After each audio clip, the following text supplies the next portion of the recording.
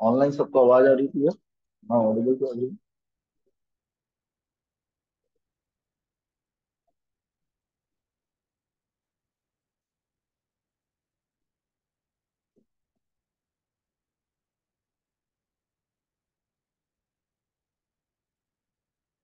ठीक है।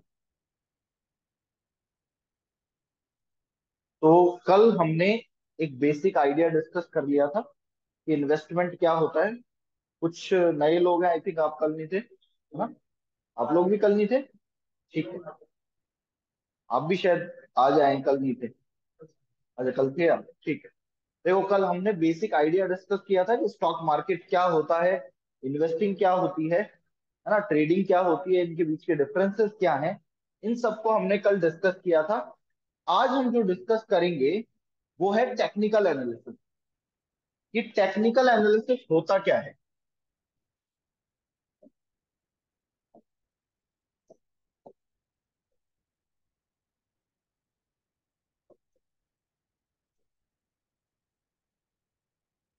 क्या बवाल है ये टेक्निकल एनालिसिस?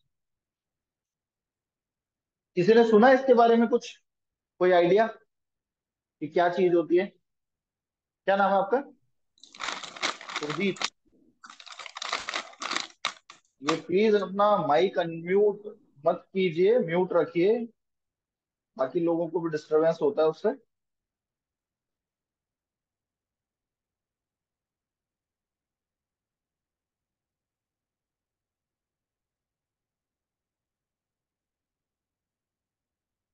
हम्म। तो टेक्निकल एनालिसिस क्या होता है? किसी को कुछ आइडिया नहीं है? सबने चार्ट देखे? वो कुछ कैंडल्स बनी हुई होती है ऊपर नीचे, कल मैंने आप लोगों को दिखाया था। कुछ चार्ट्स दिखाए थे, आप लोगों को याद होगा। तो उन चार्ट के बेसिस पर देखो, किसी भी चीज को हम एनालाइज कर रहे हैं स्टॉक मार्केट में, तो उसका हमारा पर्पस क्या है? कि इससे हम फ्यूचर प्रिडिक्ट कर सकें कि इस चीज की वजह से आने वाले टाइम में वो स्टॉक कैसा परफॉर्म करेगा, ये हम समझ सकें। तो तभी कुछ फायदा है। तो टेक्निकल एनालिसिस क्या करता है? पास्ट में हिस्टोरिकल बैकग्राउंड को चेक करके कुछ पैटर्न्स निकाले गए। अगर वो पैटर्न्स रिपीट होते हैं, तब स्टॉक जब भी वैसा कुछ होगा तो ऐसा परफॉर्म करेगा। पैटर्न का मतलब क्या होता है? That repeats itself. जो चीज है वो वैसी ही होगी। जैसे एग्जाम्पल ले लो आप, कि भाई बादल आए तो बारिश होगी।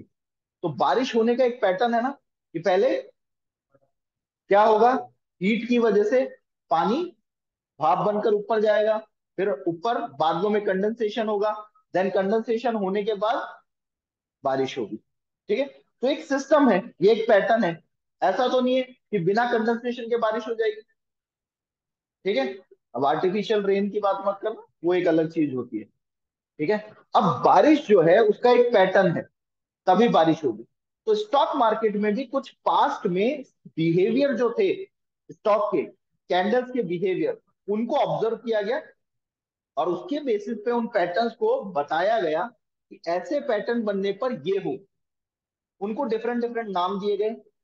कैंडल्स क्यों बोला जाता है? सबसे पहली बात, आप देखोगे तो कैंडल ऐसी होती है ना, उसकी एक चोंच निकली हुई होती है, विक निकला हुआ होता है, और कई बार कैंडल बीच में टूट जाए तो नीचे टेल भी हो जाती है। तो एक कैंडल ऐसी होती है। तो इस फॉर्मेशन की वजह से, इस डिजाइन की वजह से, ये जैसी दिखने में है उस वजह से इसे क्या बोला जाता है? Candlestick pattern. ठीक है। इसे क्या बोला जाता है? Candlestick pattern. अब कैंडल्स के बेसिस पे डिफरेंट डिफरेंट पैटर्न बनते हैं। उनको ऑब्जर्व करना इज कॉल्ड टेक्निकल एनालिसिस। जो पास्ट में पैटर्न हुए हैं उनके बेसिस में हम क्या कर रहे हैं? फ्यूचर प्रिडिक्ट कर रहे हैं कि ऐसा होगा तो ये होगा। अब जैसे एग्जांपल के तौर पे, एक ऐसी कैंडल बनती है जिसको हम हैमर बोलते हैं, है ना? जब भी ये हैमर बॉटम पे बनता है, जब भी ऐसी कोई फॉर्मेशन बॉटम पर होती है, तो हम स्टॉक को बाय करते हैं कि ट्रेंड रिवर्सल होने के सिग्नल्स हैं उसके लिए। हम स्टॉक को बाय करते हैं ट्रेंड रिवर्सल के साइंस के लिए। अब यही पैटर्न अगर ऊपर बनता है तो है तो हैमर ही, ठीक है, बट इसका एक डिफरेंट नाम हो जाता है हैंगिंग मैन। तो जब भी ऐसा कुछ होगा तो वहां से स्टॉक नीचे आ सकता है, ठीक है। अब स्टॉक मार्केट कभी भी ऐसे सीधा सीधा नहीं जाता या सीधा सीधा नीचे नहीं आता। स्टॉक मार्केट क्या करता है, अप डाउन कुछ इस तरह के पैटर्न बनाते हुए चलता है स्विंग में, ठीक है। अप तो जा रहा है, पर अब भी गया फिर नीचे भी आया, फिर अब गया फिर नीचे आया। ऐसा नहीं सीधा सीधा चले गया, बस कैंडल बनती गई ऊपर जाता गया, ऐसा कभी नहीं होता। आपको कल मैंने दिखाया था, उसमें कुछ रेड कैंडल थी कुछ ग्रीन कैंडल थी, ठीक है। ऐसा ही नीचे आते वक्त भी स्टॉक मार्केट कुछ ऐसे फॉर्मेशन बनाते हुए आता है, ऐसा नहीं कि सीधा सीधा नीचे आ गया, ऐसा नहीं होता, ठीक है। तो इनको हम क्या बोलते हैं, ट्रेंड्स ऑफ स्टॉक मार्केट। ये क्या है, अप ट्रेंड, और ये क्या है, down trend. This is up trend, this is down trend, ठीक है। कभी कभी स्टॉक बहुत टाइम तक एक ही रेंज में रहता है, ना वो ऊपर जाता है ना नीचे जाता है, और एक रेंज में ही अप बनाता है, उसी में लो बनाता है। ऐसे ट्रेंड को हम साइडवेज ट्रेंड भी बोल देते हैं, या फिर रेंज बाउंड मार्केट भी बोल देते हैं। चलो ये तो हो गई सेकेंडरी बात, ठीक है। एक मुद्दा मोटा मोटा आपको समझाना था। अब हम बात करते हैं कैंडल के बारे में कि कैंडल होती क्या है।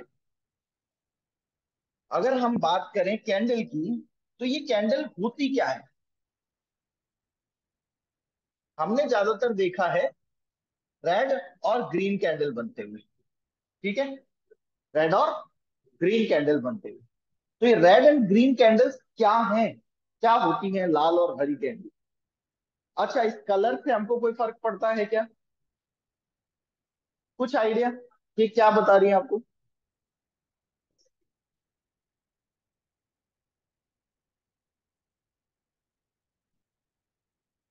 बाइंग प्रेशर सेलिंग प्रेशर तो ठीक है, मोटा मोटा क्या बता रही है, सिंपल और थोड़ा सा बेसिक पे आ जाओ कि बता क्या रही है कैंडल।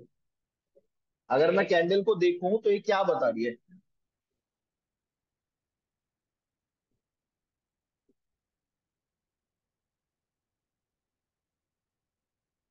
देखो, हर कैंडल आपको चार चीजें बताती है। जो बेसिक की बात करें तो चार चीजें आपको कैंडल बताती है। क्या बताती है कि कैंडल हर दिन, अगर हम डेली टाइम फ्रेम की बात कर रहे हैं, कल मैंने आपको दिखाया था ना अलग अलग टाइम फ्रेम्स होते हैं, हम जब डेली टाइम फ्रेम की बात कर रहे हैं तो क्या होगा, मार्केट ओपन होगा 9:15 बजे, तो उसका एक प्राइस होगा। मार्केट जिस भी प्राइस पे ओपन हो रहा है, opening price,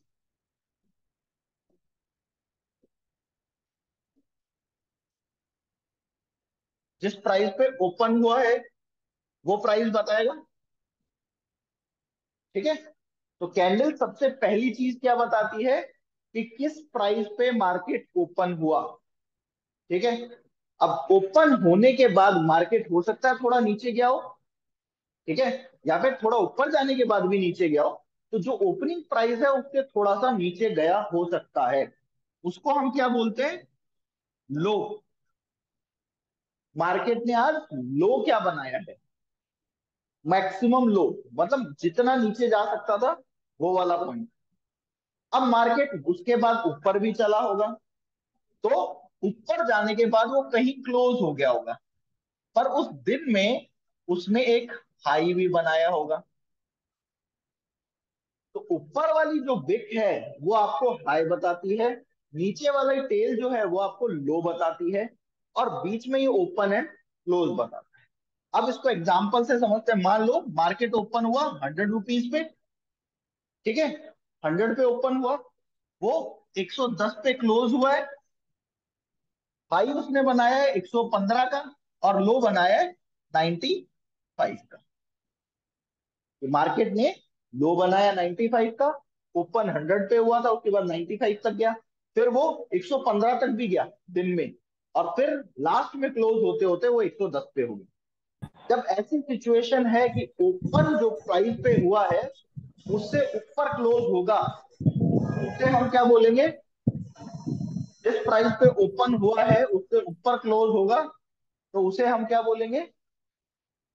green candle, bullish candle. ठीक है। जो हरे रंग की हमको नॉर्मली कैंडल दिखती है, वो क्या होता है? Bullish candle. आप ये प्लीज अपने ना माइक को म्यूट कर दीजिए। अगर आपको कोई क्वेश्चन नहीं पूछना है तो इसे अनम्यूट मत कीजिए। और लोगों को भी डिस्टरबेंस होता है इसकी वजह से ना। जब आपको सवाल पूछना हो तो हाथ उठा के आप क्वेश्चन पूछ सकते हैं, तब आप अनम्यूट करके सवाल पूछ लीजिएगा। अभी म्यूट को अनम्यूट मत कीजिए। तो open and close, low and high. Green candle है तो जिस प्राइस पे ओपन हुआ है उससे ऊपर क्लोज हुआ होगा। ठीक है। अब जो रेड कैंडल बनी है उसमें ऑब्वियसली मार्केट ऊपर ओपन हुआ है, और क्लोज क्या हुआ है? नीचे हुआ है। क्लोज नीचे हुआ है, उसने एक हाई बनाया है। हाई तो सेम होगा दोनों का, और एक लो बनाया है। अब ये कुछ भी हो सकता है। मान लो 100 रुपए पे ओपन हुआ था, 90 रुपीज पे क्लोज हुआ, 85 तक का लो बनाया, और 105 का उसने हाई बनाया था। अगर हम प्राइजेस चेंज कर ले तो ऐसा भी हो सकता है कि ओपनिंग प्राइस सेम थी दोनों की, वहां पे ऊपर क्लोज हो रहा है इसलिए।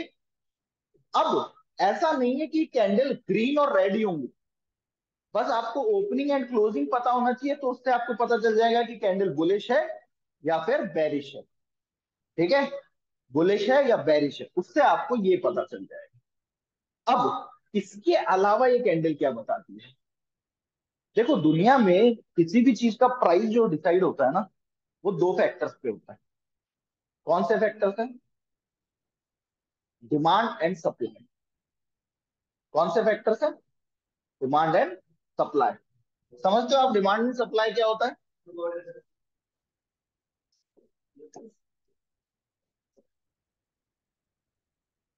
डिमांड सप्लाई समझते हैं?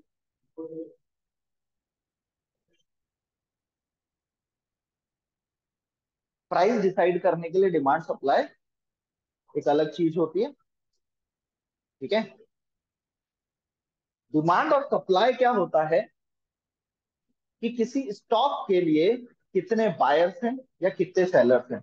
अब आप शेयर मार्केट भूल जाओ, जिंदगी में नॉर्मल सोचो। अभी कुछ समय पहले, कुछ टाइम पहले आपने देखा था टमाटर के भाव 270 250 पहुंच गए थे। क्या रीजन था? क्योंकि सीजन खराब हुआ, टमाटर की सप्लाई कम हो गई। डिमांड तो सेम है, आज भी हमारे घरों में उतनी सब्जी बन रही है, टमाटर का यूसेज सेम है। ठीक है। पर सप्लाई बहुत कम हो गई, डिमांड वही रही। तो क्या हुआ? सेम चीज जिसको खरीदने वाले 100 लोग हैं, मार्केट में 90 चीजें अवेलेबल हैं, 90 पीसीज अवेलेबल हैं, पर सेम 90 पीसीज को खरीदने के लिए 100 लोग अवेलेबल हैं। तो आपको क्या लगता है, दुकानदार उसका भाव बढ़ा देगा ना? 10 लोग एक्स्ट्रा हैं, सरप्लस में खड़े हैं कि मुझे दे दे।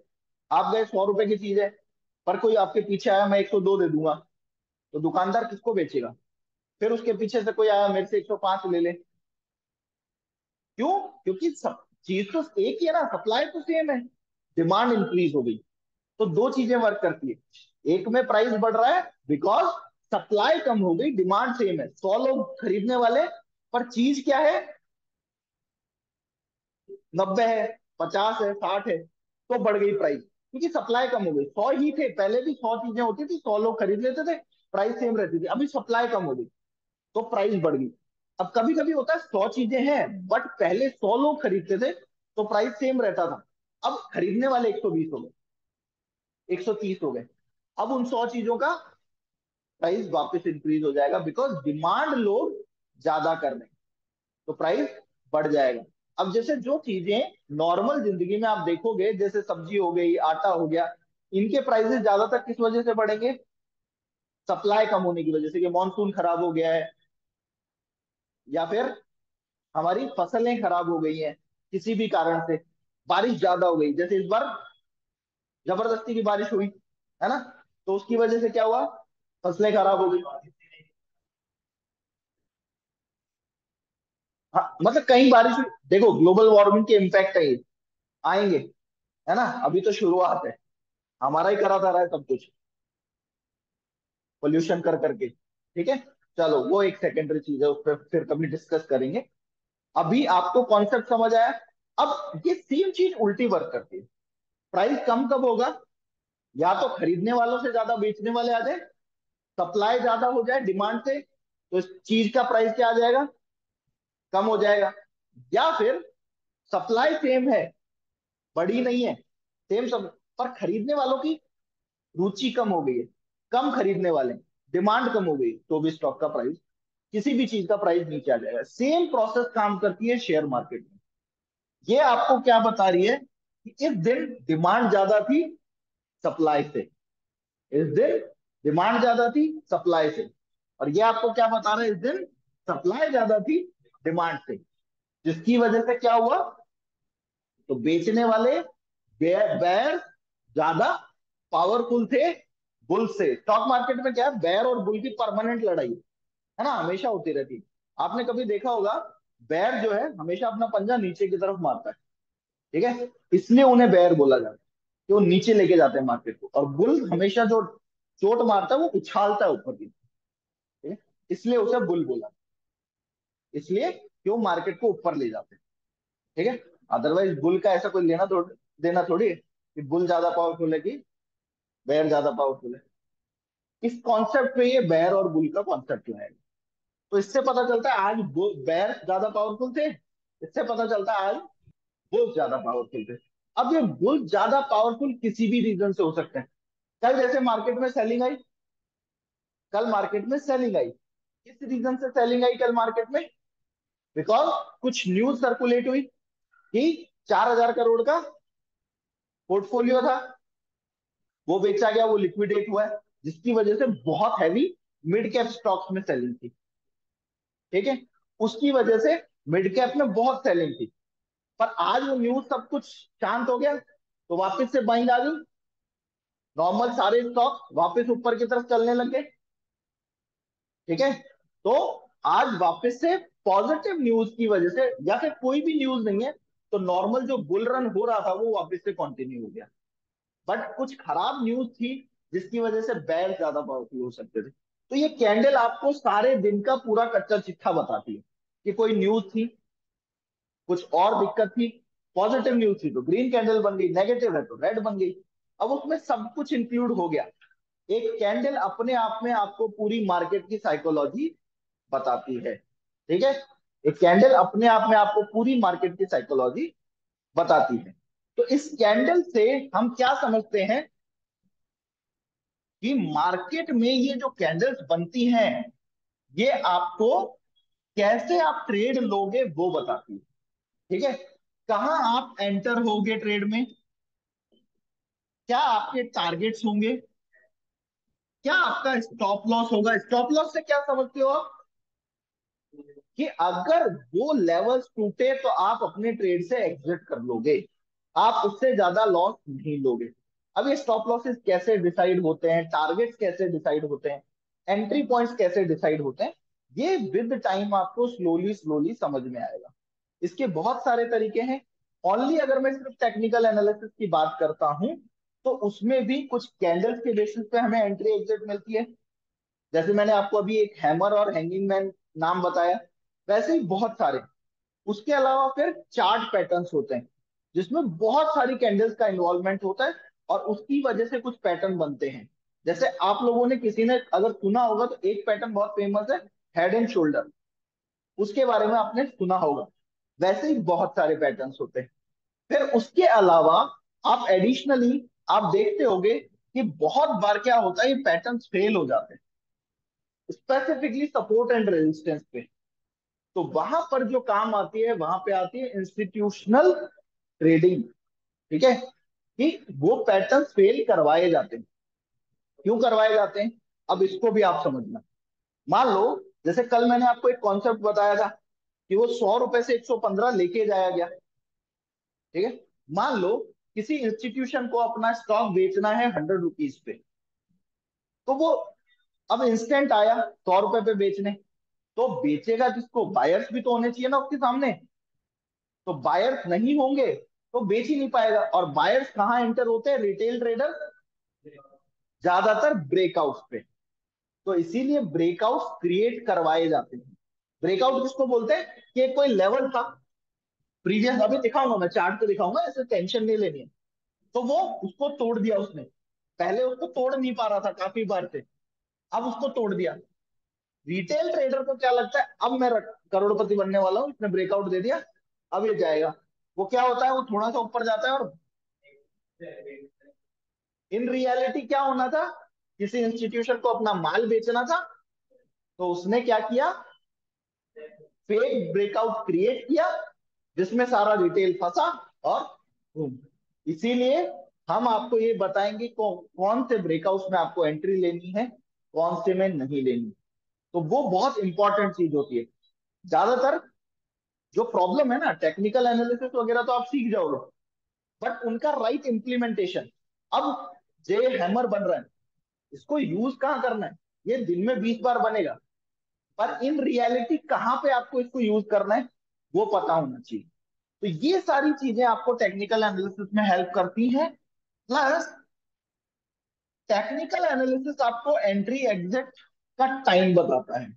उसी के साथ फंडामेंटल एनालिसिस, फंडामेंटल एनालिसिस क्या होता है, किसी कंपनी के शेयर के बारे में जानना, कि कंपनी जो है वो कैसा परफॉर्म, उसके बैलेंस शीट के बारे में जानना, कि कंपनी का प्रॉफिट मार्जिन कितना चल रहा है, कंपनी की परफॉर्मेंस कितनी है पास्ट से, क्या कंपनी ग्रो भी कर रही है, क्या उसकी सेल्स ग्रो हो रही है, ऐसी बहुत सारी चीजें हम जानते हैं जिससे हमें पता चलता है कंपनी फ्यूचर में कैसा करेगी। टेक्निकल के बेसिस पे तो हम ट्रेडिंग कर रहे हैं, ठीक है, फंडामेंटल के बेसिस पे हम इन्वेस्टमेंट करते हैं। हालांकि आपको कुछ टेक्निकल के बेसिस पे भी मैं इन्वेस्टमेंट की स्ट्रेटेजीज बताऊंगा, ठीक है, उसके बेसिस पे हम इन्वेस्ट कर सकते हैं। बट उसमें भी टेक्निकल उन्हीं का बेटर काम करेगा जो फंडामेंटली अच्छी कंपनी। जो फंडामेंटली खराब कंपनी है उनमें कितना भी टेक्निकल लगा दो आप, ठीक है, वो वेस्ट हो जाता है। तो हैंड इन हैंड दोनों को लेके चलना होता है। अब कुछ चार्ट देखते हैं जिन पे आप ये कैंडल्स वगैरह समझ पाओ कैसे वर्क करती हैं, जिनमें कैंडल्स वगैरह कैसे वर्क करती हैं वो मैं आपको दिखाता हूँ।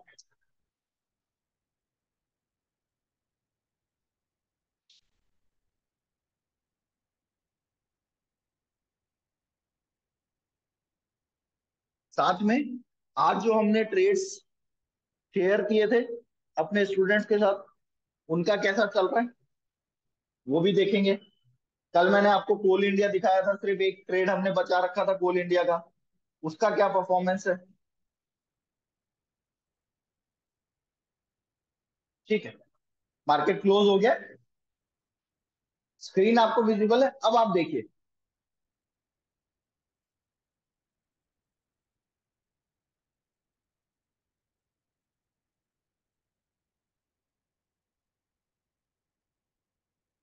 ये देखिए, निफ्टी मॉर्निंग में यहाँ पे स्टूडेंट्स ने हमारे बाय किया है, ठीक है, उनको यहां से पता था कि निफ्टी का अब बाइंग आ सकती है, ठीक है, लाइन ऑलरेडी ड्रॉ पहले से हुई भी थी, ठीक है। तो ये चीजें आपको समझ आएगी। अब ये जो कैंडल्स दिख रही है आपको लाल और हरी, ये मैंने अभी आपको समझाया। तो डेली कैंडल पे हम आते हैं।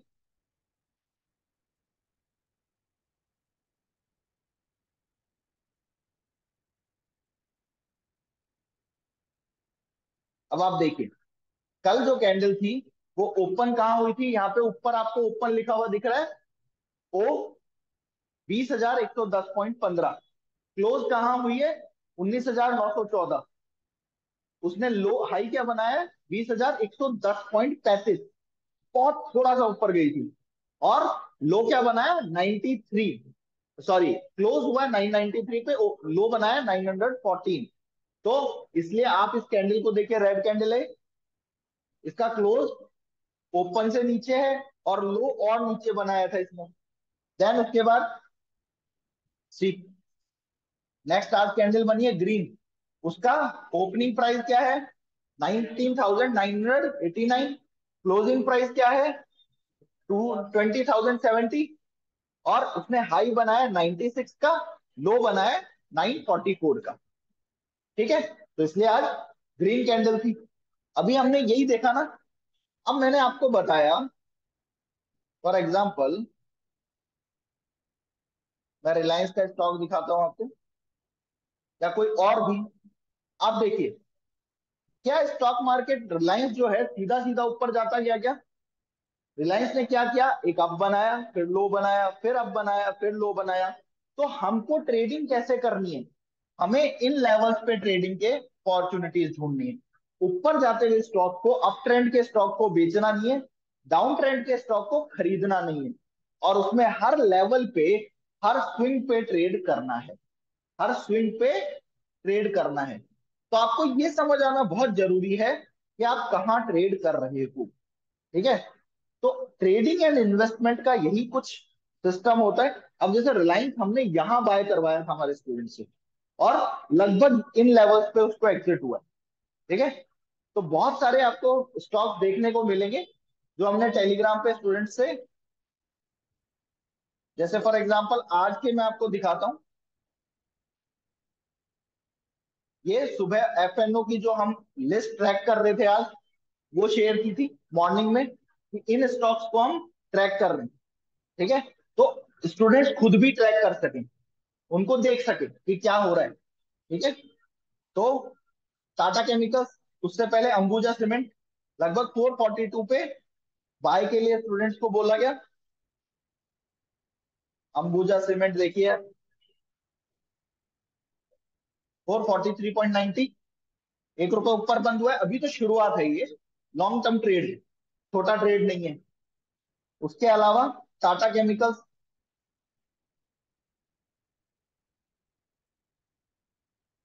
स्टॉक को,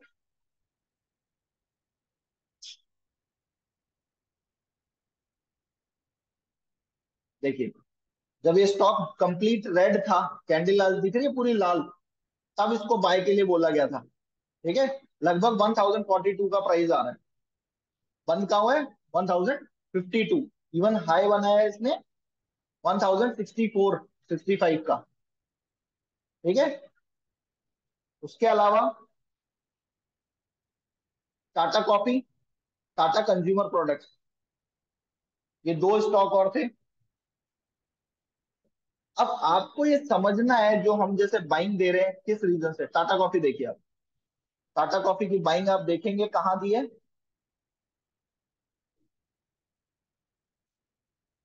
2054, सॉरी 254। स्टॉक वेंट टू 262, उसने हाई बनाया है, बंदी 263.80 पे हुआ है। अब 200 ट्रेडिंग के लिए इन स्टॉक का 10 रुपए चलना is a very big move, छोटा मूव नहीं होता। 10 रुपए में बहुत बड़े रिटर्न्स होते हैं। ठीक है? आपने 10 रुपए में अगर 100 शेयर भी ले रखे हैं तो 1,000 रुपए बन जाते हैं, और 100 शेयर बहुत छोटी क्वांटिटी होती है। जब आप धीरे धीरे ट्रेड करने लगोगे तब आप रियलाइज करोगे दीज आर बिग मूव्स। ठीक है? फिर हमने एक टाटा कंज्यूमर प्रोडक्ट्स दिया, स्टूडेंट्स भी निकालते हैं। देखिए हमारे इसमें क्या चलता है, आपको डिस्कॉर्ड पे जोड़ा जाएगा, वहां पर क्या होता है, अभी हमने स्टार्ट किया ट्रेडर ऑफ द मंथ का सिस्टम। उसमें आप लोग भी धीरे धीरे ट्रेडिंग शेयर करोगे अपनी, तो उससे क्या होगा, जो भी ट्रेडर ऑफ द मंथ बनता है उसको कुछ बेनिफिट्स मिलते हैं, कुछ कॉम्पिटिशन चलते रहते हैं। टाटा कंज्यूमर, सी, कहाँ पे दिया है टाटा कंज्यूमर प्रोडक्ट्स?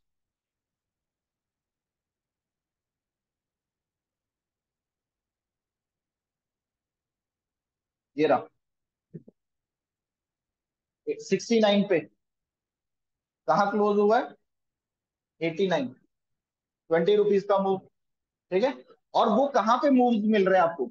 यहाँ पे कोई बाय करने को नहीं बोलता। जहां हम आपको बाय करना सिखा रहे हैं ना, इन लेवल्स पे सब लोग कहाँ बाय करवाते हैं, यहाँ बाय कर लो, यहाँ सेल कर लो, इन लेवल्स पे लोग सेल करते हैं जहां हम आपको बाय दे रहे हैं। ठीक है? बट वो समझना जरूरी है वो किस रीजन से आ रहा है। और ये देखिए, आप टाइम देख सकते हैं, 10:30 बजे का है, ये 10:32 पे, 10:31 पे, बेसिकली मॉर्निंग का टाइम है। एल्केम लेबोरेटरीज 3681 आज का ये देखो ना, 10:39, ये आज का टाइम है, ये आज मॉर्निंग का है, 13 सितंबर। यहां से नीचे 13 सितंबर का पार्ट चालू है। ठीक है? एल्केम दिया,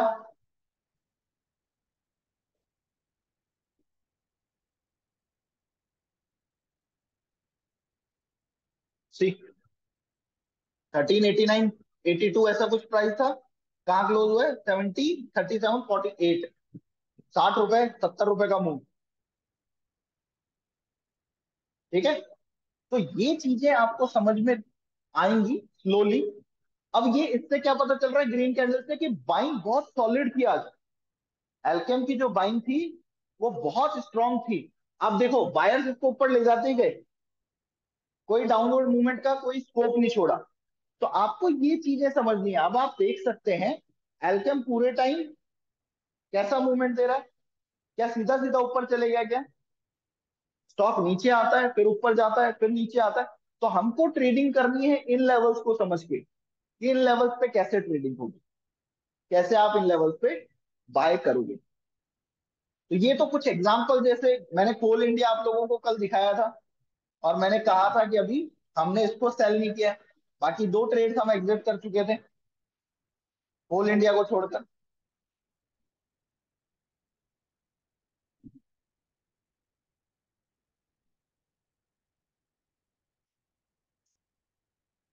आज देखिए क्या हुआ कोल इंडिया में। 71 पे था, 10 रुपए ऊपर आ गया। ठीक है। तो 10 रुपए से कोल इंडिया का जो एक लॉट है वो कितने का है? 4200, 42,000 रुपए इंक्रीज हो गए। अगर कल मैं बेच देता तो हमने देखा था ना 1,79,000 का कुछ प्रॉफिट दिख रहा था उसमें, तो वो उसमें ऐड हो गया 42,000। ठीक है। अब कल अगर हम इसको इस सेलिंग की वजह से बेच देते, बट नॉर्मली हर इंसान इसे बेच देता है। हमने 230 से बाय कर रखा है एक्चुअली। ठीक है। 230 पे, और ये 230 पे हमने स्टूडेंट्स को दिया है ट्रेड। ऐसा नहीं है हमने खुद बाय किया उनको। अब कौन से दिन दिया है ये ढूंढना पड़ेगा, but I can show you कि कोल इंडिया हमने कब दिया है। टीवीएस मोटर्स, टाटा केमिकल्स एक बार पहले भी, अब उससे प्रॉफिट, आईआरसीटीसी। आप ये सारे ट्रेड्स देख सकते हैं जो हमने स्टूडेंट्स के साथ शेयर किए हैं। तो बहुत पीछे चले गए। Jubilant, Tata chemicals, Tata steel. Tata steel आप देखिए 117.55 पे बाय दिया था, 130 प्लस टाटा स्टील ने मूवमेंट दिया है वहां से। ठीक है। कौन से दिन दिया है ये टाटा स्टील का ट्रेड हमने? 23 अगस्त को। और फिर टाटा स्टील उसके बाद कहाँ गया? Let me show you.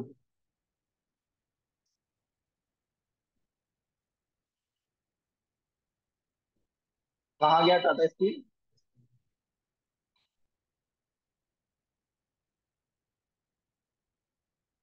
हमने कहाँ बाय दिया था? इस इस पॉइंट पे। आप देख सकते हो कौन सा दिन है, 21 अगस्त।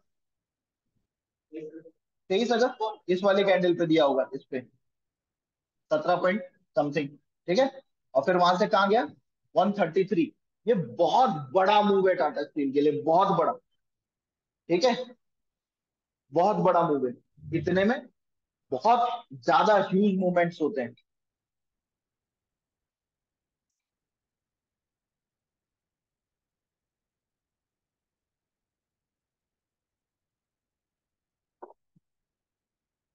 ठीक है। और उसके साथ जुबिलेंट दिया था हमने। आप देख सकते हैं 492। जुबिलेंट ने वहां से क्या मूव दिया?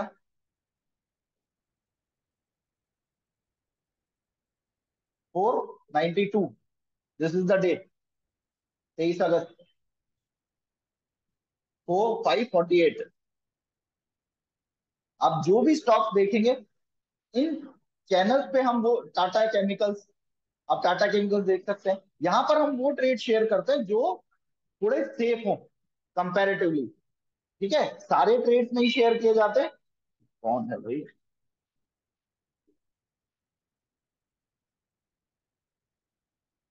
चलो। ठीक है। देखिए 1003 पे बाइंग दी थी। डे आप देख सकते हैं 25 अगस्त। देन टाटा केमिकल्स ने क्या किया?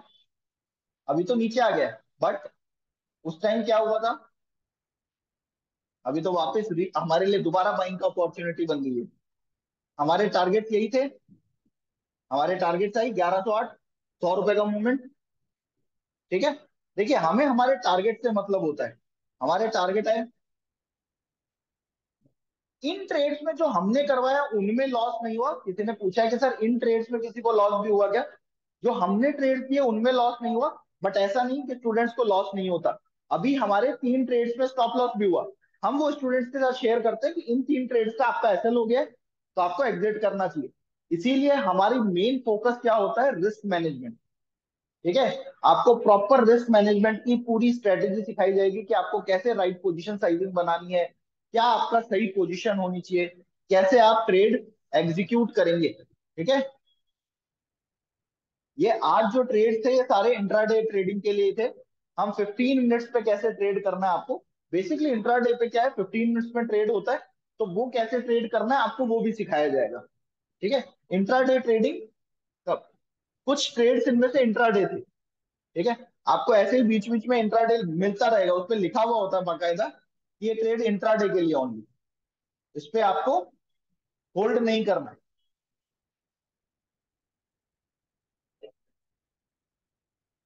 टाटा स्टील के बाद आप ये साथ में शेयर करते रहते हैं कि स्टॉक चल गया है यहाँ से, गिर गया है। उसके बाद हेल का एक ट्रेड दिया था। ठीक है। आईआरसीटीसी का ट्रेड चल रहा है था इसका। तो ऐसे आपको मिलते रहते हैं। ये देखिए ये आपको एक ट्रेड दिया था, 5 minute trade only for intraday, लिखा हुआ है इस पे। मैं दिखाता हूँ आपको। 1031 पे कंज्यूमर प्रोडक्ट्स हमने बाय किया। हमारे टारगेट थे 45 के आसपास, वो आए और हमने एग्जिट कर लिया। ठीक है। इसका छोटा सा स्टॉप लॉस था। आप स्टॉप लॉस देखोगे 6 रुपए का है, बस 7 रुपए का है। इतना सा ऐसा होगा। बट इसमें क्वांटिटी ज्यादा हो जाएंगी आपकी। जब आपको राइट पोजीशन साइजिंग हम सिखाएंगे ना, तो उसमें आपको पता चलेगा छोटा स्टॉप लॉस होगा तो हमारी क्वांटिटी ज्यादा होगी, पर हमारा लॉस हमेशा सेम रहेगा। हमारा लॉस हर ट्रेड के लिए सेम रहेगा। तो एक्चुअली क्या होता है, सब लोग रिस्क मैनेजमेंट की बात करते हैं बट रिस्क मैनेज करनी कैसे है वो कोई नहीं सिखाता। तो आपको वो अंडरस्टैंडिंग होना जरूरी है कि रिस्क को आपको मैनेज करना कैसे है।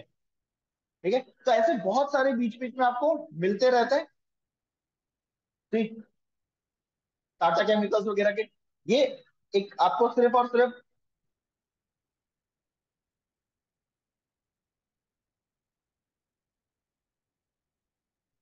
ठीक है। क्या कुछ चैट में क्या लिखा हुआ था, लेट मी रीचेक। भाई अभी तो स्टार्ट हुआ है, इंट्राडे भी सीख लेना फोर्थ। अच्छा। हाँ हाँ बिल्कुल। अभी कोर्स है। इंट्राडे आपको धीरे धीरे आएगा, एक दिन में मैं चाहूँ तो भी नहीं सिखा सकता हूँ ये चीजें, है ना। अभी तो आपको एक बेसिक अंडरस्टैंडिंग बता रहे हैं। जब आपको धीरे धीरे चीजें समझ आएंगी, एक्यूरेसी देखिए मैं आपको उसका भी एक हम शेयर करते हैं वो सारी चीजें। इस मंथ की एक्यूरेसी क्या रही,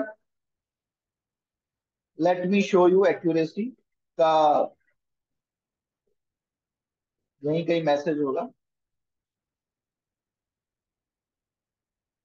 ये रहा। अगस्त मंथ की हमारी एक्यूरेसी क्या थी, इस मंथ में हमने 15 ट्रेड्स किए स्टूडेंट्स के साथ, जिसमें से हमारे 3 ट्रेड्स में एसएल हुआ। ठीक है। तो 15 में से 3 ट्रेड फेल होना, ये आपके सामने सब कुछ जो डेटा है ना, मैं उसी की बात कर रहा हूँ, जो पहले स्टूडेंट के साथ शेयर किया। उसके बाद हमको लगभग 3 गुना जो हमारा लॉस होता है ना, उससे मिनिमम हम 3 गुना प्रॉफिट, आपने देखा होगा बड़े बड़े प्रॉफिट थे सबके। ठीक है। हम लार्ज प्रॉफिट, क्योंकि ये हमने कम ट्रेड किए तो भी हमारे प्रॉफिट ह्यूज थे। ठीक है। अब कम ट्रेड में भी आप ज्यादा प्रॉफिट ले सकते हो, और ज्यादा ट्रेड में कम प्रॉफिट भी हो सकता है, ज्यादा भी हो सकता है, क्योंकि लॉसेस भी ज्यादा हो सकते हैं। तो स्टूडेंट्स के साथ हम सेफ ट्रेडिंग करते हैं ना। हमारी पर्सनल जो ट्रेडिंग चलती है वो बिल्कुल अलग होती है। अब आप उसमें देख सकते हो नाम लिखा हुआ है, एचडीएफसी बैंक में हमको एक एसएल हुआ था, बीपीसीएल, हालांकि एचडीएफसी भी वापस आ गया है। बस वो थोड़ा सा एक थोड़ा बहुत मार्जिन हो जाता है, कई बार स्टॉप लॉस हो जाते हैं। बीपीसीएल में एसएल हुआ, और एक सूर्य रोशनी करके शेयर था, उसका रिजल्ट आ गया, और उस रिजल्ट की वजह से उसमें लॉस हुआ। नाउ द शेयर इज, जहां पे हमने सूर्य रोशनी की बाइंग की थी, मैं अगर आपको अभी दिखाऊंगा, वहां से कम 150-200 रुपए ऊपर है। ठीक है। बाई चांस रिजल्ट आया और वो एक ही दिन में गिर गया, जिसमें एसएल करवा गया। तो ऐसी भी सिचुएशंस होंगी, वहां पे भी रिस्क मैनेजमेंट बहुत इंपॉर्टेंट हो जाएगा। तो हमारी एक्यूरेसी लगभग 80% थी इसकी। और ये एक्यूरेसी हर बार आएगी जरूरी नहीं है, बट 70% के आसपास अगर आप एक्यूरेसी रख पाते हो, मैं आपको रिस्क मैनेजमेंट की क्लास में सिखाऊंगा कि अगर आप ओनली 40 to 45% एक्यूरेसी रख लेते हो ना, तब भी आप कम से कम 15% प्रॉफिट मार्केट से लेके जाओगे। तब भी अगर 45% एक्यूरेसी रखते हो, तो भी 15% मंथली आपकी जो कैपिटल का रिटर्न आप ले सकते हो, अगर आप रिस्क मैनेजमेंट और डिसिप्लिन के साथ ट्रेडिंग करते हो तो।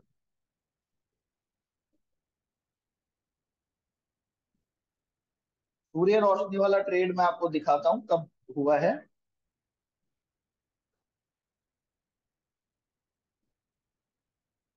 यहीं कहीं दिया हुआ होगा वो भी, सूर्य रोशनी। ये किसकी इमेज है? चलो ये तो ठीक है, आपके ज्यादा काम का नहीं है, प्रॉफिट्स की नहीं देखनी है। बहुत रेयर आपके साथ शेयर की जाएंगी ये फोटोज। उसका रीजन ये होता है कि आप लोगों को लगने लग जाता है कि हमें भी बहुत इतने बड़े बड़े प्रॉफिट्स हो सकते हैं, बट ये चीजें टाइम लेंगी। स्लोली स्लोली देखिए, बेबी स्टेप्स लेके चलोगे तो चलना सीख जाओगे, दौड़ना भी सीख जाओगे। अगर पहले दिन भागने लगता है बच्चा तो मुंह के बल गिरता है ना। ठीक है, तो स्लो प्रोसेस के साथ चलना है चीजों में, भागना नहीं है। जैसे एक एचडीएफसी बैंक का ये ट्रेड था, 17 अगस्त को दिया था, इसमें एसएल हिट हुआ था, हालांकि इसमें लिख रखा था स्ट्रिक्ट एसएल, बिकॉज ये थोड़ा सा रिस्की था। उस टाइम भी हमको पता था कि एसएल हो सकता है इसमें, बाकियों पे नहीं लिखा हुआ, देखो स्ट्रिक्ट एसएल। ये कुछ हमारे जैसे स्टूडेंट शेयर करते हैं, उन्होंने सिर्फ 40 शेयर में, मैस्टेक हमने एक ट्रेड दिया था, उसके सिर्फ 40 शेयर में 5,000 रुपए का प्रॉफिट बनाया था। ठीक है। नहीं नहीं, इंट्राडे नहीं है। 40 शेयर में इंट्राडे में इतना प्रॉफिट बनना बहुत मुश्किल होता है ना। उसके लिए कम से कम 40 शेयर है तो 110 115 रुपए का मूव करेगा स्टॉक, तब इतना प्रॉफिट आएगा। बट हाँ, 2 4 दिन 5 दिन होल्ड करने के बाद वो इतना प्रॉफिट आ जाता है। ये देखिए, सूर्य रोशनी का ये रहा ट्रेड। हमने सूर्य रोशनी का ट्रेड दिया था 828 रुपए पे। डेट क्या है? 1 सितंबर, 1 सितंबर को। देन क्या हुआ उसके बाद सूर्य रोशनी का, मैं दिखाता हूँ आपको, मजा आएगा उसको देखने में।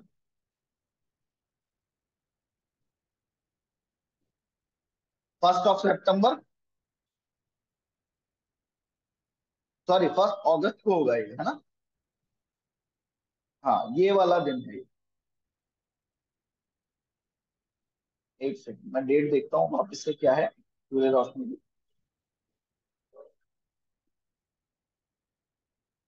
11 अगस्त, 11 अगस्त को ये ट्रेड दिया गया। ठीक है, मैंने गलत डेट पढ़ी, इस दिन ये ट्रेड लिया हमने। यहाँ पे 9 10, ये देखो 11 अगस्त जिस दिन हमने लिया ना, उसी दिन क्या था, इसका रिजल्ट था। हमको एक्सपेक्टेड था अच्छा रिजल्ट। ठीक है, और प्लस टेक्निकल के बेसिस पे भी हमको बता रहा था कि ये स्टॉक यहाँ से चल सकता है। देन क्या हुआ, उसने सिर्फ हमारा स्टॉप लॉस करवाया। देन उसके बाद स्टॉक की अभी प्राइस देखो आप, कहाँ गया वो, 1150 रुपए। हमारे कुछ ऐसे ही टारगेट थे इसके, 900 रुपए टारगेट था इसका, जो इजीली अचीवेबल था। बस जस्ट बिकॉज रिजल्ट की वजह से हमको स्टॉप लॉस करवा के वो वापस निकल गए। ठीक है, ऐसी भी सिचुएशंस आती हैं, कोई बड़ी चीज नहीं है। ये मेरा आपको दिखाने का क्या मोटिव है, जिससे आपको टेक्निकल एनालिसिस की पावर समझ आए। ठीक है, ये जो ट्रेड्स हैं, ये टेक्निकल एनालिसिस के बेसिस पे लिए हुए हैं। प्लस फंडामेंटल एनालिसिस आपके साथ में चलता है। न्यूज का कोई एनालिसिस है, वो सब आपको समझाते रहेंगे। यहाँ पर आपके साथ एक ट्रेडिंग कम्युनिटी की तरह बिहेव होगा। सब लोग बैठ के भी ट्रेड करते रहते हैं, आपने देखा है। तो आपके पास मेंटोरशिप की वो रहेगी हमेशा। आप सारी चीजों को बहुत डिटेल में समझ सकते हो। अब टेक्निकल एनालिसिस में अलग अलग तरह के चार्ट होते हैं। ठीक है, एक तो आपने देख लिया, इसको हम बोलते हैं कैंडलस्टिक चार्ट। ये मोस्ट यूज चार्ट है, सब लोग इसी को यूज करते हैं, इसी पे काम करते हैं। बट आजकल बहुत अलग अलग तरह के चार्ट की भी बात होने लगी।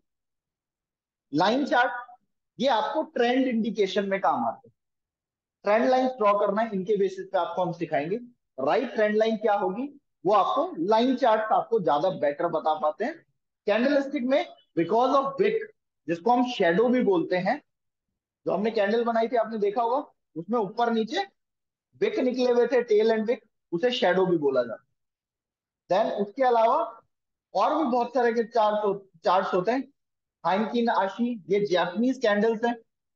इसमें क्या होता है बेसिकली, जब तक की कोई स्ट्रॉन्ग सेलिंग नहीं है तब तक रेड कैंडल्स बहुत ढंग से नहीं बनती। ठीक है, या फिर बहुत स्ट्रॉन्ग बाइंग नहीं है तब तक इंटर कुछ भी उसमें कोई भी ये मान के चलिए आप डिस्टरबेंस क्रिएट नहीं हो। बट कैंडल स्टिक में वो डिस्टरबेंस बीच बीच में दिखता रहता है आपको। तो कुछ लोग इसको भी यूज करते हैं, बट सबसे सिंपल और मोस्ट यूज चार्ट जो होते हैं वो कैंडल स्टिक होते हैं। अब ये तो आप बना सकते हैं हॉलो कैंडल और ये सब, इनका कोई खास काम होता नहीं है। बार चार्ट भी होते हैं। बार चार्ट में क्या आपको सिर्फ डंडा डंडा दिख रहा है, कैंडल नहीं दिख रही, लो हाई सब कुछ सेम है। ये यहाँ पे ओपन हुआ है, यहाँ क्लोज हुआ है, इसने ये लो बनाया है, इसने हाई बनाया है, सेम है। ठीक है, बस कैंडल की जगह बार की फॉर्म में दिख रहा है। तो ये कुछ अलग अलग तरह के चार्ट्स होते हैं। ये कुछ टाइम फ्रेम्स होते हैं, 1 मिनट, 3 मिनट, 5 मिनट, 15 मिनट। एक, 3 और 5 मिनट में हम स्कैल्पिंग करेंगे। जो आप स्कैल्पिंग की स्ट्रेटेजीज टेक्निक सेटअप सीखोगे वो इन ज्यादातर इन पे होते हैं। कभी कभी 15 मिनट में भी आपको उसका 15 और 5 को मिक्स करके एक सेटअप बनते हैं, तो वो भी समझाए जाएंगे। ठीक है, धीरे धीरे समझ आएगा। अभी लग रहा होगा सर क्या बातें कर रहे हो आप। अब आपको मैं अगर ये कहूं चलो, किस किसने अभी तक फ्यूचर्स देखे हैं। मैंने आपको बताया था ना कि फ्यूचर्स क्या होते हैं। अब मैं आपको अगर ऐसी स्ट्रेटेजी सिखाऊं जिसमें आपको लॉस होगा, तो वो होगा ओनली 200-300 रुपए का, और प्रॉफिट होगा तो 3,000, 2,000, 3,000 का होगा। स्ट्रेडल बेटा बहुत छोटी चीज है, स्ट्रेडल। बट हाँ, हेडिंग की बहुत सारी और भी स्ट्रेटेजीज होती हैं।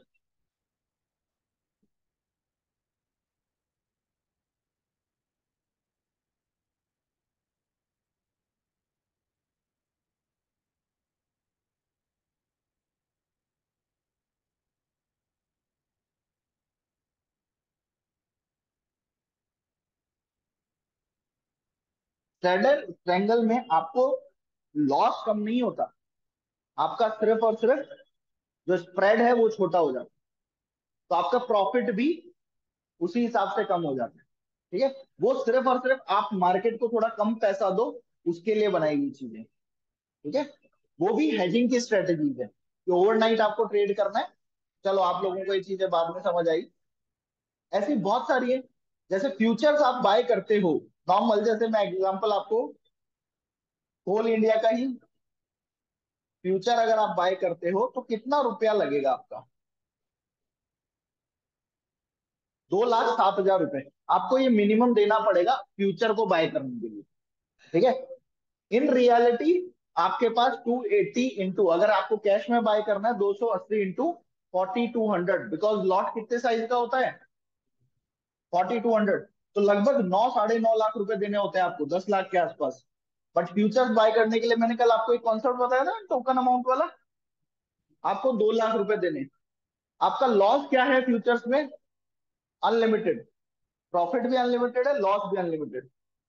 बट आपको अगर यही फ्यूचर 50,000, 60,000 में मिल जाए और आपका लॉस भी लिमिटेड हो जाए, तो आपकी होल्डिंग कैपेसिटी बढ़ जाती है किसी भी ट्रेड को।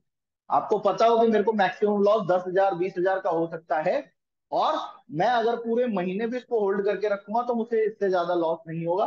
और जो 2 लाख रुपए देने पड़ रहे थे उसकी जगह मुझे अब सिर्फ और सिर्फ 50,000 या 60,000 रुपए देने पड़ रहे हैं। तो उसी टाइम पीरियड में आप 4 ट्रेड कर पाओगे। आपका मैक्सिमम लॉस डिफाइन हो गया। आपको 66,000 देना है, फंड जो देना है। ठीक है, अब इसको अभी और मैं रिफाइन करके दिखा सकता हूँ। सिर्फ एग्जांपल के लिए मैं आपको एक चीज दिखा रहा हूँ। ठीक है, ये स्ट्रेटेजीज में आपको सिखाई जाएंगी, दीज आर हेजिंग स्ट्रेटेजीज। ठीक है, इन्हीं स्ट्रेटेजीज को, जैसे कोल इंडिया तो थोड़ा सा बड़ा लॉट है, आप रिलायंस वगैरह में जाओगे तो ये लॉसेस 10,000 रुपए से ज्यादा के नहीं होते, 10-12 हजार रुपए से ज्यादा है।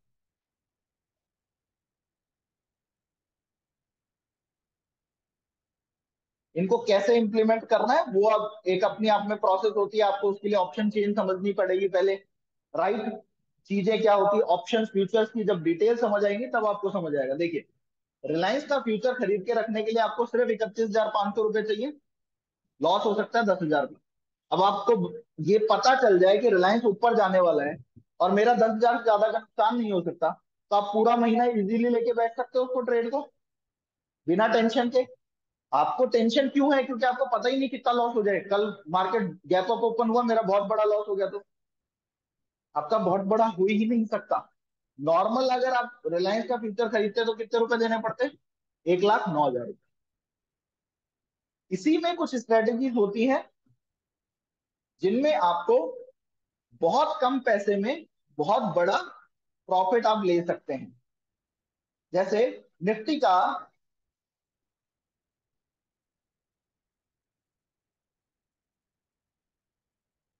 एक छोटी सी स्ट्रेटेजी है, आप ध्यान से देखिए। आपका मैक्सिमम लॉस क्या हो सकता है?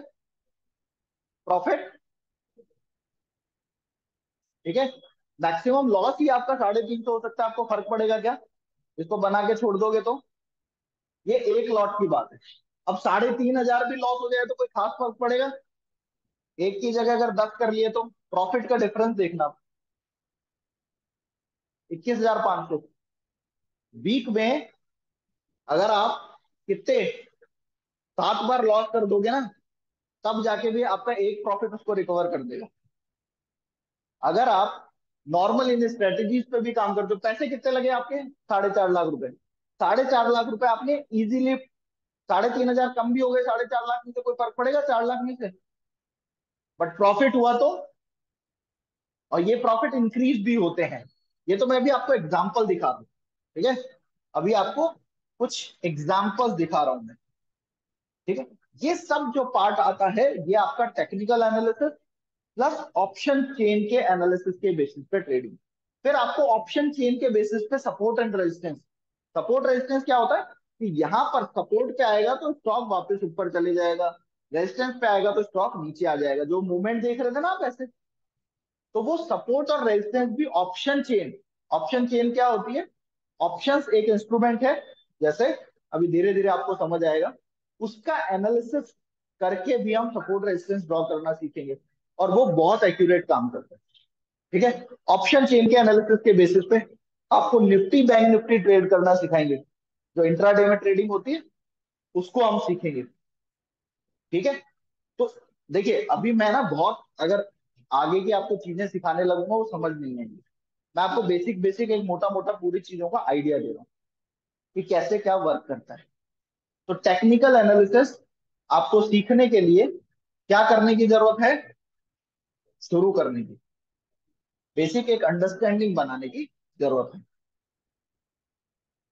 तो कैंडल्स आपको समझ आ गई, मार्केट कैसे चलता है। मार्केट के 3 ट्रेंड्स होते हैं, एक होता है अप ट्रेंड, एक होता है डाउन ट्रेंड, और एक साइडवेज। हमको क्या करना है? हमें यहाँ बाइंग करनी सीखनी है, यहाँ सेलिंग करनी सीखनी है, या बाइंग या सेलिंग। अगर अप ट्रेंड है तो हमें बाइंग पे फोकस करना है, सेल में आपको ज्यादा पैसा नहीं बनेगा। ठीक है, अगर डाउन ट्रेंड है तो हमें सेल करना सीखना है, बाइंग में ज्यादा पैसा नहीं बनेगा। तो मार्केट के स्ट्रक्चर को समझकर ट्रेड करना ही राइट ट्रेडिंग होती है। प्रॉब्लम क्या होती है? टेक्निकल तो सीख लेते हैं बट मार्केट के स्ट्रक्चर पे ध्यान नहीं देते, स्टॉक के स्ट्रक्चर पे ध्यान नहीं देते, इसलिए बार बार स्टॉप लॉस करवाते हैं। तो राइट जगह पे right entry is the most important की है वो। आपने कई जगह पे देखा होगा, हमने आपको जहां पे लोग सेल करते हैं वहां बाय दिया हुआ है। ठीक है, और रिजल्ट आपके सामने है ना। 5 रुपए के स्टॉप लॉस से अगर 20 रुपए मैंने कमाए तो मेरा कितना टारगेट हुआ? 1:4। 10 रुपए के एसएल से मैं 20 रुपए कमा रहा हूं तो 1:2। ठीक है, अब ये चीजें आपको विद टाइम स्लोली स्लोली समझ आएंगी। आई होप आपको यहां तक चीजें समझ आएंगी। अब आप लोगों को जिसको भी कोई डाउट है, कोई कुछ पूछना चाहता है, वो पूछ सकता है इसके रिगार्डिंग। या आपको ट्रेडिंग से रिलेटेड कोई डाउट है, कुछ समझना चाहते हैं, तो आप वो पूछ सकते हैं। सब ऑल क्लियर है? किसी को कोई डाउट नहीं है? पूछ लो पूछ लो। हाँ जी, क्या पूछना चाह रहे हैं? टेलीग्राम चैनल ये प्राइवेट चैनल है, इसको आप ऐसे ज्वाइन नहीं कर सकते। इसको सिर्फ हम हमारे स्टूडेंट्स के लिए ही है। ये कोई टिप सर्विस का चैनल नहीं है, हम किसी को ऐड नहीं करते हैं अपने स्टूडेंट्स के अलावा।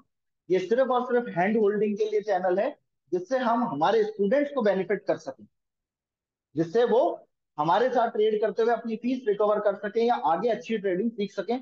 और ये इनिशियली आपको समझाया जाएगा कि हम जो ट्रेड दे रहे हैं उस पर रिलाय नहीं करना है। वो सिर्फ एक और जरिया है आपके लिए। आपको ट्रेडिंग सीखनी है, ठीक है? क्योंकि वो मेरी मर्जी है, मैं दिन में एक ट्रेड दूं। जैसे आज मैंने 4 ट्रेड दे दिए, मेरी इच्छा। कभी मैं 5 दिन भी आपको कोई ट्रेड नहीं दूंगा, मेरी मर्जी, क्योंकि टिप सर्विस नहीं है, ठीक है? वो आपको सिखाने के लिए ही दी जा रही है चीजें, जिससे आप और सीखो कि अच्छा सर ने क्यों दिया होगा, उसको एनालाइज करो ट्रेड को, ठीक है? तो वो एजुकेशनल पर्पज से है, कोई टिप सर्विस नहीं है भैया, ठीक है? इसलिए टेलीग्राम में सिर्फ और सिर्फ हम अपने स्टूडेंट्स को ऐड करते हैं। कोई बाहर कोई किसी को कोई पेड वेड कुछ नहीं। हम्म। इंट्राडे को डिलीवरी में कैसे कन्वर्ट करते हैं? आपको कन्वर्ट करने की जरूरत नहीं होती। जब आप ट्रेड लेते हो ना, तो उसमें ऑप्शन आता है, एक MIS का ऑप्शन आता है, एक गुड फॉर डे ऑप्शन आता है। तो आप नॉर्मल गुड फॉर डे वाला ट्रेड अगर ले लोगे, तो वो चाहे आप इंट्राडे उसको एग्जिट कर दो, चाहे आप नेक्स्ट डे के लिए ले जाओ डिलीवरी में, कोई फर्क नहीं पड़ेगा।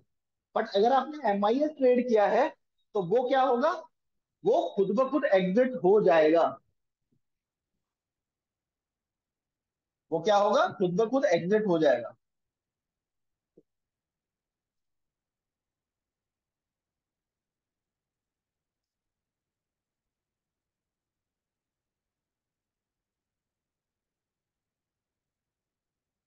ठीक है सर, आपने कोर्स में स्कैल्पिंग, बिल्कुल स्कैल्पिंग भी सिखाएंगे। अभी कोर्स के बारे में मैं 1 मिनट मैम को भेज रहा हूँ, वो आपको सारी डिटेल्स दे देंगी। जो भी आपके डाउट है कोर्स के बारे में, आप मैम से डिस्कस कर लीजिए, वो आपको सब कुछ बता देगी। क्लास के बारे में कुछ और पूछना, 5x लेवरेज नहीं मिलेगा। देखिए, 5x लेवरेज आपको नहीं मिलेगा अगर आप नॉर्मल ट्रेडिंग के लिए, इन्वेस्टमेंट के लिए लोगे। पर कुछ ब्रोकर्स हैं जो आपको लेवरेज देते हैं। जीरोधा तो आपको लेवरेज देता ही नहीं है, ठीक है? चाहे इंट्राडे ले लो, चाहे कुछ भी कर लो, वो तो लेवरेज देगा ही नहीं आपको। आपको पूरा ट्रेड रखना पड़ेगा। धन है, अपस्टॉक्स है, ये आपको लेवरेज देते भी हैं, ठीक है? कन्वर्ट जैसे ही आप करोगे ना इंट्राडे को, वैसे ही आपको सारा पैसा देना पड़ेगा स्टॉक मार्केट को, तभी आपका डिलीवरी में कन्वर्ट होगा। अदरवाइज वो कन्वर्ट नहीं होगा, ठीक है? आप चाहो कि मैंने इंट्राडे ट्रेड लिया था, 5x लेवरेज पे लिया था, अगर आप डिलीवरी में ले जा रहे हो, आपने किसी से माल खरीदा, मान लो एग्जाम्पल लो, आपने 10 किलो चीनी खरीदी। आपने उसको बोला कि मैं आज शाम को ही है ना, तेरे को 10 की 11 किलो चीनी दे दूंगा, या 10 किलो तेरी रिटर्न कर दूंगा, मुझे 1 किलो के तू पैसे ले ले। जानता है वो आपको 1 किलो के पैसे ले ले, बाकी 9 किलो फ्री दे दे।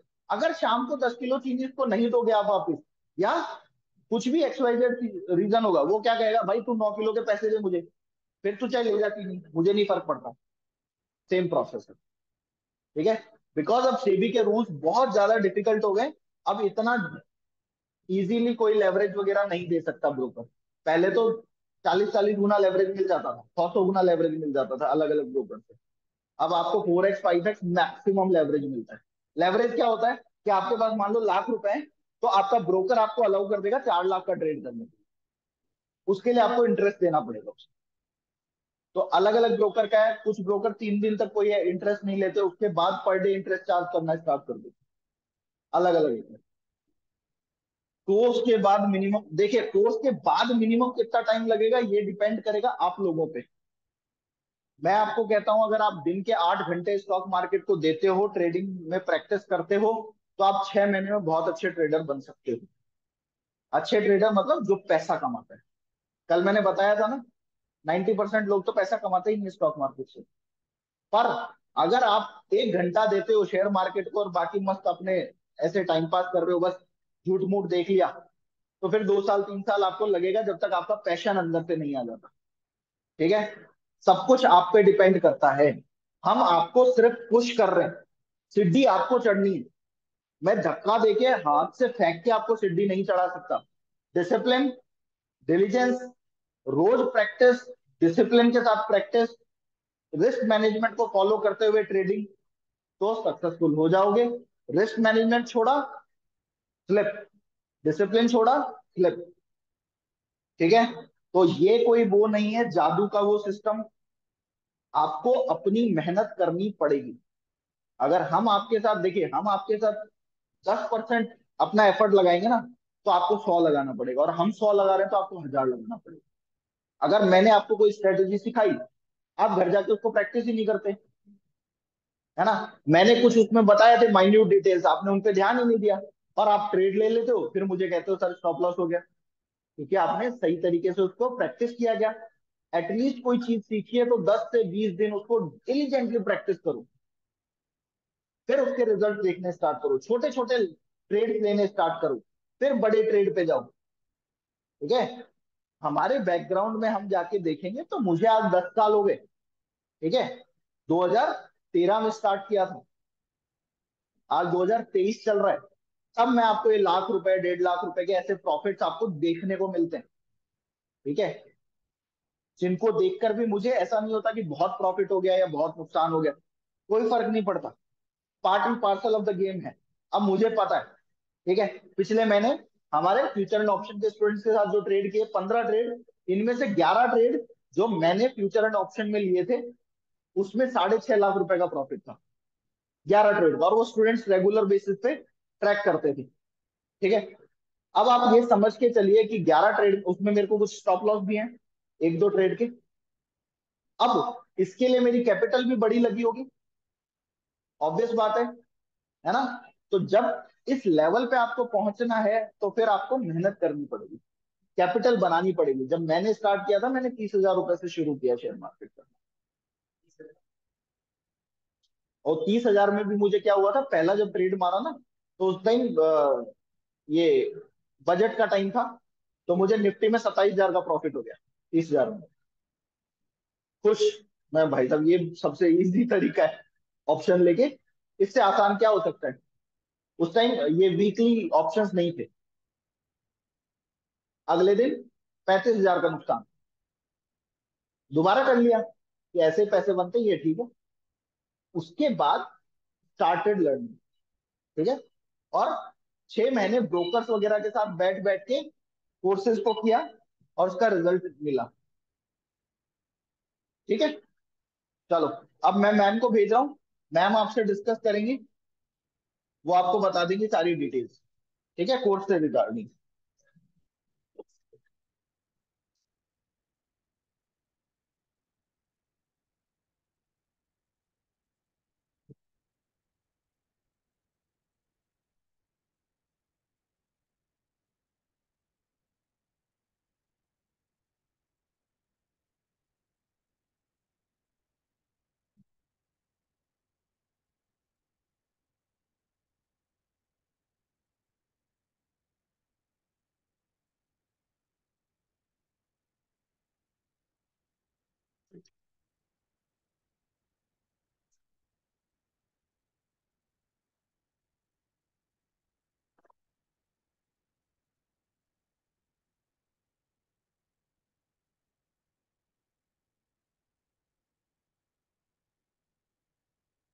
सबको, सब बेसिक कोर्स वाले ही है ना? कोई ऐसा तो नहीं है ना जो बेसिक एडवांस वाला हो यहाँ पे? ऐसा है कोई? तुम्हें एडवांस वाला करना है? नहीं, बेसिक से एडवांस तक करना है ना। ऐसा है कि बेसिक्स आते हैं सारे, शुरुआत बेसिक से ही करनी है ना। सब सब वही है ना जिनको सबको बेसिक से ही स्टार्ट करना है। हाँ, तुम्हारा फाइनल हो गया, तुम्हारा भी बेसिक से ही रहेगा।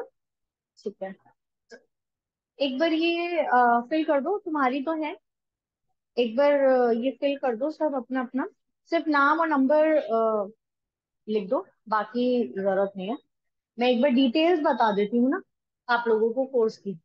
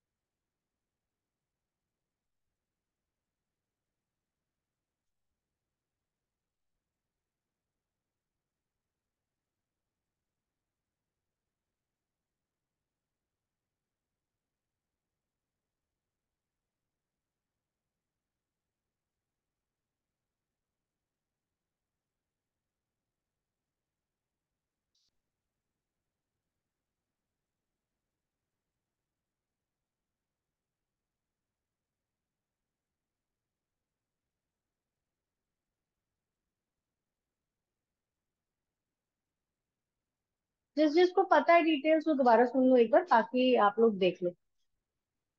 बताऊं मैं? सिर्फ नाम और नंबर फिल कर दोगे तो भी इनफ रहेगा। नाम, नाम नंबर भी इनफ है। देख लो, ये वाला कोर्स रेलेवेंट नहीं है। ये एडवांस कोर्स है, इसमें बिल्कुल भी बेसिक्स कवर होते नहीं है।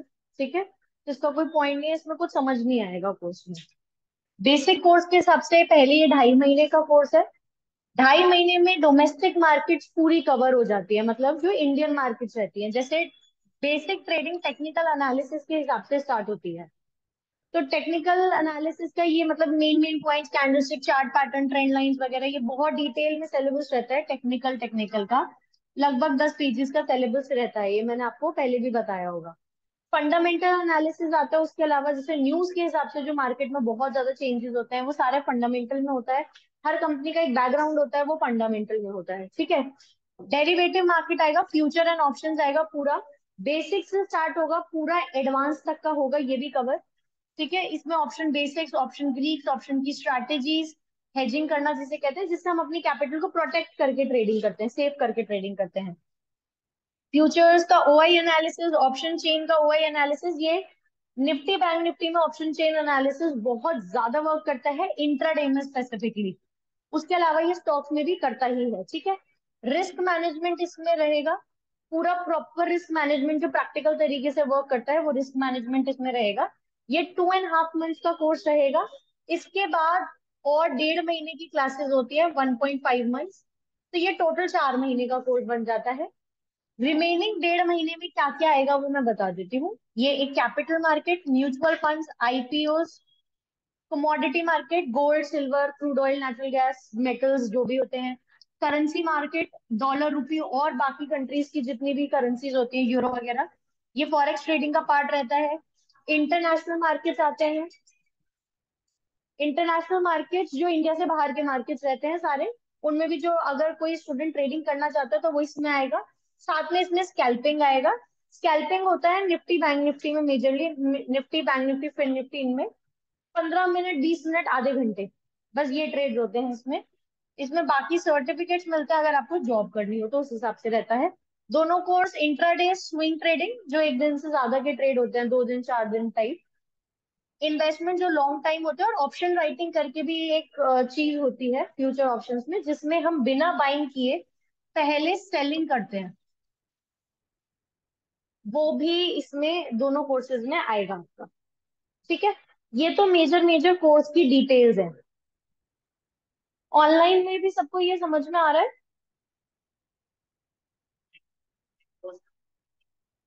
हाँ। नया बैच जो है, हाँ, कल और परसों कोई क्लास नहीं है? मतलब कोई पुराने बैच में कह रहे हो आप? नहीं, ये बैच तो 16 से स्टार्ट हो रहा है। वो तो 2 दिन का डेमो था ना, जो बीच में टाइम था, हमने उसमें डेमो लिया था। अभी?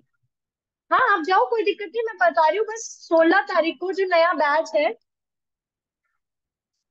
ये 11 बजे से होगी क्लास, ठीक है ना? डेली होगी, Monday to Friday, Saturday Sunday छुट्टी रहेगी। सैटरडे संडे पे कोई अगर एक्स्ट्रा क्लास होगी इन केस, तो वो आपको पहले से बता दी जाएगी। बाकी, हाँ, 11 से कितने बजे तक है मैम? 11 से लगभग 12 बजे तक, 12 सवा 12 तक भी ये क्लास चल सकती है। सवा 12 का किसी दिन होने को 12:30 भी हो जाते हैं, कुछ लंबा टॉपिक चल गया तो। बट वैसे 11 से 12 ही रहता है इसका टाइम। उसके अलावा ये चीज सबको पता है, जो नहीं भी ऑफिस आया है, जो ऑनलाइन में है, ये क्लासरूम एरिया है, उधर ऑफिस एरिया है। वहां पे बड़ी स्क्रीन भी लगी हुई है ऑफिस एरिया में बीच में। जितना भी टाइम आप चाहें आप वहां रुक सकते हैं और अपनी ट्रेडिंग कर सकते हैं, प्रैक्टिस कर सकते हैं। श्रवण सर उधर ही रहते हैं पूरा टाइम, वो अपनी ट्रेडिंग कर रहे होते हैं। तो कोई हेल्प चाहिए, कुछ भी जरूरत है, तो सर होते हैं वहाँ। क्लास यहाँ होगी। तो क्लास पूरी 1 घंटे की होगी। उसके अलावा आप वहाँ पे 2 घंटा दे सकते हो, 4 घंटे दे सकते हो, मार्केट आवर्स पूरा वहां बिताना चाहते हो, वो सारा ऑप्शन है आपके पास। ठीक है, वो सभी के लिए है, वो किसी एक के लिए नहीं, सबके लिए वो ऑप्शन ओपन है। ठीक है ना? और ये 16 तारीख से मैम बैच ये स्टार्ट होता है। सर्टिफिकेशन तो सेबी से आएंगे या आपके इसकी तरफ से आएंगे, तीसरी की तरफ से? हाँ, मैं 1 मिनट में बताती हूँ दिनेश आपको सर्टिफिकेट्स की। एक चीज मैं और बता देती हूँ। 16 तारीख से जब बैच स्टार्ट होगा, एडमिशन होगा, तो आपको अपनी इंस्टॉलमेंट लानी होगी। पहली फीस भी सबको लगभग पता ही है ना? तो जो लोग, अगर ऐसा है कि भाई हम 16 तारीख को एकदम से फीस नहीं ला पा रहे हैं, उसके लिए एक ऑप्शन है कि आप 1,000 रुपए का टोकन अमाउंट दे सकते हो। 1,000 के टोकन अमाउंट पे 3 क्लासेस लेनी अलाउड होती है। तो संडे की छुट्टी है, सैटरडे को, मंडे को, ट्यूसडे को। तो इफेक्टिवली आपको 4 दिन मिल जाएंगे। आपको अपनी इंस्टॉलमेंट वेंसडे को दे सकते हो 1,000 का टोकन अमाउंट देके। ठीक है, तो वो टोकन अमाउंट उसमें से डिडक्ट हो जाएगा, मतलब एडजस्ट हो जाएगा उसी में। ठीक है, जो लोग अपनी फर्स्ट इंस्टॉलमेंट या कंप्लीट फीस 16 तारीख को नहीं ला पा रहे हैं, ये उनके लिए ऑप्शन। ला सकते हो इंस्टॉलमेंट अपनी, तो वो लानी ही है, एडमिशन उसी से माना जाएगा। ठीक है, आप जाना चाहते थे जाओ। हाँ दिनेश, आप बताइए क्या कह रहे हैं मैम मैं सर्टिफिकेट्स पूछ रहा का। था हाँ सर्टिफिकेशन के बारे में पूछ रहा था, मतलब अपनी तरफ से होंगे या इंस्टीट्यूट की तरफ से या सेबी की तरफ से होंगे?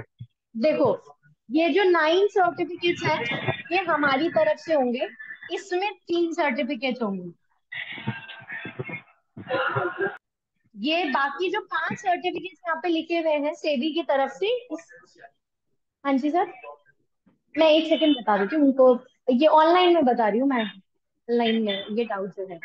ये जो 5 सेबी के सर्टिफिकेट्स है ना, इसका मतलब ये है कि सेबी जो एग्जाम लेगा ना, आप उसके लिए पूरा रेडी हो जाओगे, पूरे प्रिपेयर्ड होंगे आप। आपको बस एग्जाम देना है। एग्जाम क्लियर होने पे आपको सेबी के ये 5 सर्टिफिकेट्स मिल जाएंगे। वो डायरेक्ट सेबी ही लेगा, वो हम क्या कोई भी नहीं करवा सकता। प्रिपेयर पूरा करवाएंगे, स्टडी मटेरियल आपको पूरा मिलेगा इसके लिए। ठीक है, हाँ जी सर, आप बताइए। इंस्टॉलमेंट, देखो ये वाला जो कोर्स है इसकी फीस है 17,500 प्लस जीएसटी। तो ये बन जाती है 20,650। तो ये क्योंकि 2.5 महीने का कोर्स है, तो इसकी 2 इंस्टॉलमेंट बन जाती है, एक 10,000 की, एक 10,650 की। पूरा 1 महीने का आपको टाइम मिलेगा अपनी इंस्टॉलमेंट के लिए। 15 दिन 20 दिन का कोई सिस्टम नहीं है, पूरा 1 महीना होता है। ये वाला अगर आप कोर्स करते हैं, आप ये भी कर सकते हैं 2.5 महीने से शुरुआत करें, बाद में इसको 1.5 महीने की क्लासेस और लेनी है तो बाद में इसमें कन्वर्ट कर लिया। जो फर्क होगा फीस में, आपको सिर्फ वही देना होगा, पूरी फीस दोबारा नहीं देनी होती है। इसकी फीस रहती है 29,500, 29,500 प्लस जीएसटी।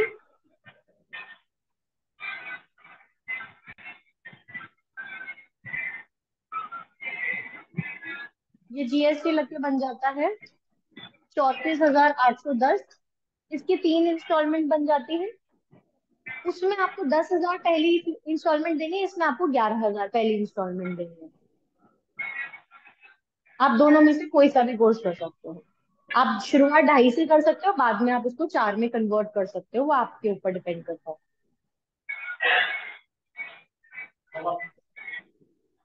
ये दोनों का मिला के ये है ना, टोटल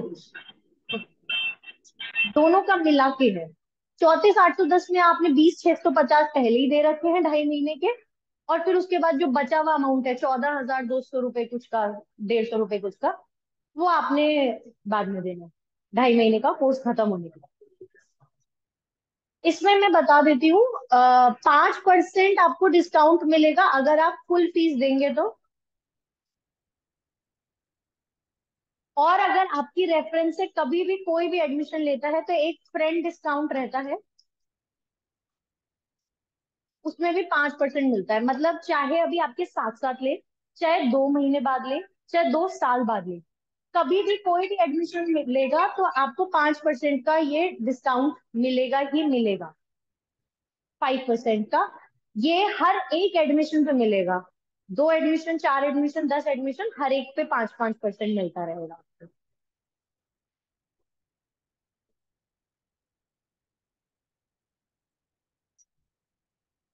ऑनलाइन में और किसी को कोई डाउट है, कुछ पूछना चाहते हैं मेरे से एक बार, तो डिस्कस कर लीजिए प्लीज। हाँ, किसी ने चैट में पूछा है 16 से क्लास स्टार्ट है क्या? 16 से बिल्कुल क्लास स्टार्ट होगी, मैं दोबारा लिख देती हूँ एक बार। 16 सितंबर 11 बजे, 11 बजे से। मैं समझी नहीं। नहीं सर, वो एक्चुअली प्रॉब्लम ये है कि सुबह 9 से 10, 10 से 11, 11 से 12, 12 से 1, 1 से 2, 2 से 3 सारे बैचेस चल रहे हैं। तो जो टाइम आपका बैच का मिलेगा वही टाइम पे क्लास होगी। 11 से 12 वाला हमारा बैच आज खत्म हुआ है, इसलिए अब हम इसको स्टार्ट कर पा रहे हैं। या फिर शाम को 5 से 6 का बैच है वो भी चल रहा है हमारा, 7 से 8 का बैच है वो भी चल रहा है हमारा। हाँ, ऐसे तो इवनिंग में भी चलती है क्लासेस। मेनली सबको मार्केट आवर्स में चाहिए होता है बैच, इसलिए मैंने मार्केट आवर्स वाला। आपको क्या टाइम सूट करेगा आप बताइए एक बार।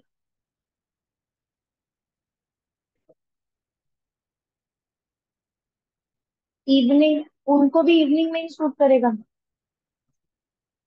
इवनिंग में हो सकता है, पॉसिबल है, क्योंकि इवनिंग का टाइम खाली सा रहता है थोड़ा। तो आप मुझे एक बार अपना टाइम बताइए, मैं अकॉर्डिंगली बता पाऊंगी कि हो सकता है कि उसको। हाँ, आप मुझे कॉल कर लीजिएगा। ये है आपके पास, ये वाला पेपर है आपके पास। आप मेरे से अभी ऑफिस से ले जाइएगा पेपर, इसमें आगे की तरफ 2 नंबर लिखे हुए हैं, आप उस पर कॉल करके बात कर लीजिएगा मेरे से ना। किसी के पास इन केस ऑनलाइन में मेरा नंबर नहीं है तो मैं यहाँ पे अपना नंबर लिख देती हूँ।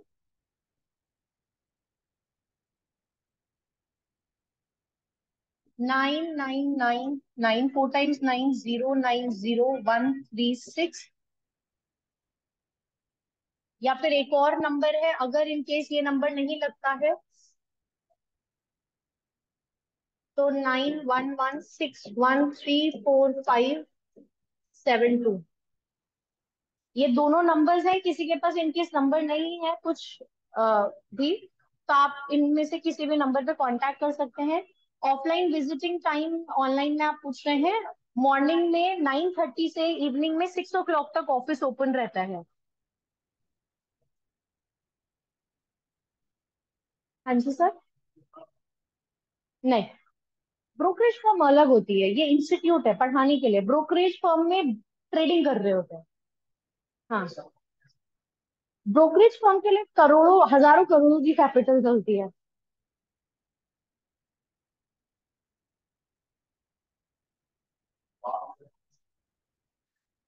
हाँ जी सर।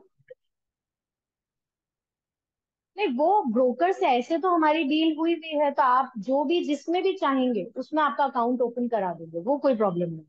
अगर आपके पास अकाउंट नहीं है तो किसी में भी ओपन करा देंगे, आप हमसे हमारी सजेशन मांगेंगे तो वो भी बता देंगे। अदरवाइज सबके साथ डील है, किसी से भी ओपन कर सकते हैं। 2 मिनट लगते हैं अकाउंट ओपन करने में आजकल, वो सारा हो जाता है। किसी ने हैंड रेस कर रखे है ऑनलाइन में, ओप्पो करके है, आप पूछ सकते हैं ना। या तो चैट में लिख दीजिए या अपने आप को अनम्यूट करके पूछ लीजिए जो भी डाउट है आपको।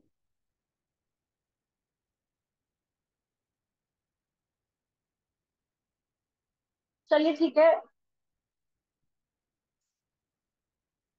मैं क्लास एंड कर रही हूँ यहाँ से, आपके पास नंबर्स हैं, आप कांटेक्ट कर लीजिएगा।